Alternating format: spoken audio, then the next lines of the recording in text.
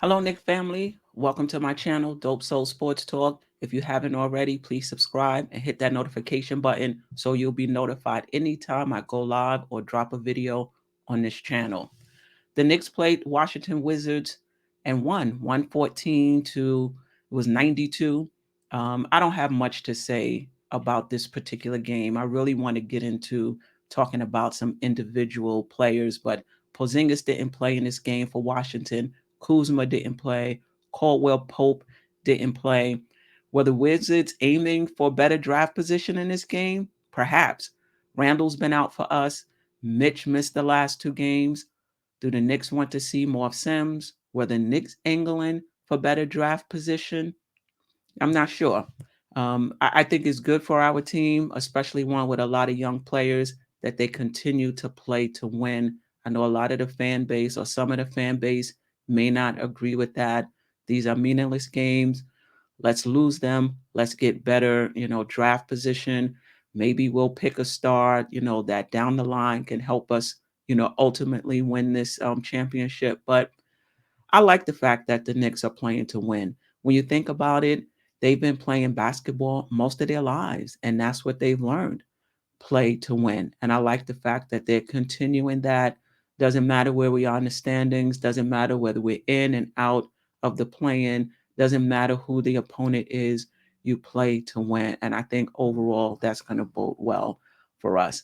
But enough of that. Let's get into the players. Barrett with 14 points in the first half, but he sprained his knee. Seems like it's not serious. I'm not sure if he's going to play Sunday versus Toronto. Hopefully not. I was more concerned about him being able to attack his off-season workouts without having to worry about rehabbing his knee. And it seems like in early reports that should be the case, that he should be okay. I know these guys like to take a week or two off and get right back in the gym. And if you're rehabbing your knee, you're not able to do that, at least not right away. But on to Obi, the man of the hour. Obi with the monster game offensively, 35 points. He was 14 or 22 from the field, 6 of 9 from the three-point line. Also had 4 rebounds, 1 assist, 2 steals, was definitely in the passing lanes. He was hot from 3.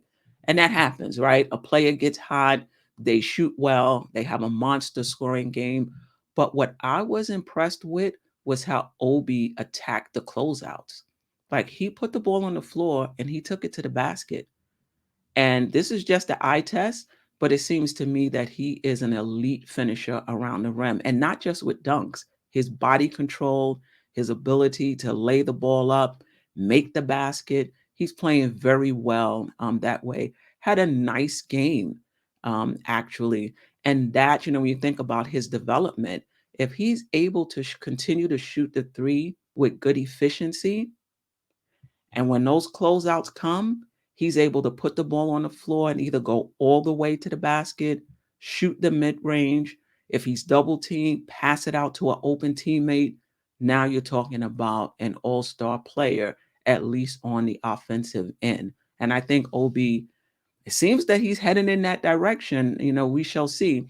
I think someone on the post game show said that, you unlock Obi with pace and a good point guard. And I think they're right. We've been playing at a faster pace without Randall. You see Obi not just getting out in the open floor, but like I just said, finishing at the rim. He has good chemistry with IQ. IQ has actually been playing better. So we're actually right now seeing the best of Obi. But I'd be remiss if I didn't talk about the other aspects of his game. He had 4 rebounds tonight. He hasn't proven to be a good rebounder this season. Now, that could be, because when the opposing team shoots, he's trying to get on the other end for fast break points and he's not staying in there rebounding. That's possible. Over the last 10 games, I think he's averaged 29 points, 5 rebounds. IQ in pretty much the same amount of time over the last 10 games, averaging 4.8 rebounds. So Obi definitely has to get better rebounding, and defensively he has to get better as well. I actually watched him on the defensive end. And it's just not good. His defensive stance is not there. His lateral quickness is not there. And that's partly due to his lack of defensive stance, but also his defensive awareness. Like he lost his man a few times, and what would happen is a teammate would pick up his man and then he would automatically switch, to the guy that they left. So his defensive awareness has to get better. He's going to work on his game. He said he's going to take about a week off and he's going to get back in the gym. And I'm hoping rebounding, defensive stance, working on his lateral quickness, working on his defensive awareness. I'm hoping that that's a part of the work that he's going to do this summer, because unless you are an elite offensive player, people are not going to ignore, your lack of defense, right? They're just not going to ignore it. So he's going to have to get better on that end. Is he better than Randall right now? I've heard that, from some people, and I would have to say right now, no. No, and listen, Randall has had a mess of a season, right? Very inefficient, emotionally just not engaged, not getting given the effort, but still 20, 10, and 5, though not very efficient, and teams are keying on him, trying to get the ball out of his hands, trying to make it tough for him. And he still averaged 20, pulled down 10 rebounds, 5 assists, probably about 4 turnovers a game as well. I'm not going to say a player who's been playing well for 4, 5, 6, 7 games. When the season is over, we don't have much to play for. Some teams are resting players. I'm not going to say that right now that player is a better player than Randall, even with all of the issues Randall has. But in a couple of years, he might be. He might be, especially if he's able to keep up his offensive efficiency as his game moves further from the basket, right? So, it remains to be seen, but I like what he's, what I'm seeing from Obi. And listen, my take will change over time. If Obi starts struggling, it's going to be a different take. If Obi takes off, especially rebounding wise, defensively, my take will change. I mean, I think that's what happens with anybody's take. You're giving your take on where a player is, what you're seeing at this particular point in time, right? As their game changes, your take should change, right? All right, let's get on to some of the other players. Sims, 6.9 rebounds. He looked good. He didn't look as good as he looked in the Brooklyn game, but he shot 4 from 4 from the free throw line. And that's what you want to see. You want to see players improving in season. You want to see players who have bad games come back the next game and improve. That shows that they're holding themselves accountable, that they're aware that they didn't play well, and that they're geared up for the next game. Talk about bad games. Last game, IQ just really looked uneven, did not look good as well at all. But against Washington, 23 points, 10 assists, 6 rebounds. He shot 50% from the field, 44% from the 3-point line. He had a bounce back game. And again, that's what you want to see. He still has to work on his decision making, especially when it comes to his shot. When to take a shot, when not to take a shot, right? He has to get better with that. I'm not going to talk about every player that played last night, right? I'm not going to talk about Burks. I'm not going to talk about Fournier, but I do want to talk a little bit about McBride. McBride played 18 and a half minutes last night, even with Barrett going down and only playing 15, right? I thought he would get more time last night. We were without Kemba, of course, Rose, of course, but also without Grimes, without Barrett, right? So I just thought McBride would get more time. I have to say, McBride is giving me Ntilikina vibes.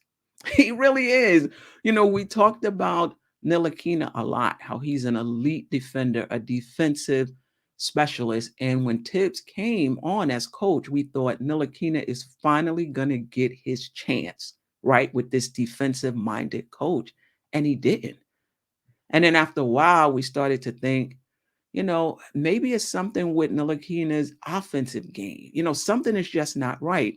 Then he goes to Dallas. He's not playing a lot there as well, unless there's injuries.